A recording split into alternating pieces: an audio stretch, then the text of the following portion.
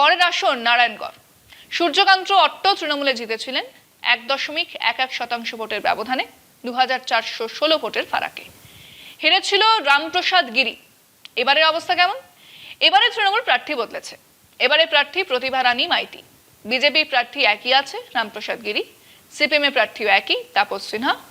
গতবারে 6% ভোট পেয়েছিলেন লোকসভাতে বিজেপি। এই বিধানসভাতে তৃণমূলের চেয়ে প্রায় 5% বেশি ভোট পেয়েছিল। এবারে প্রশ্ন দুটো। তৃণমূলের ক্যান্ডিডেট প্রতিভা রানী মাইতি জেলা পরিষদের সভাধিপতি, স্বচ্ছ ভাবমূর্তি। তিনি কি আগের বারে ভোটটা অন্তত ধরে রাখতে পারবেন? 2 নম্বর প্রশ্ন হলো, তাপস সিনহা কি আগের থেকে ভোট বাড়াতে পারবেন?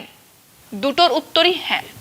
তৃণমূল অন্তত আগের বিধানসভার ভোট ধরে রাখতে পারবে, আর তাপস সিনহা অন্তত 10-11% ভোট পাবেন। দুয়ের যোগফল এই আসনে তৃণমূলকে এগিয়ে রাখবে।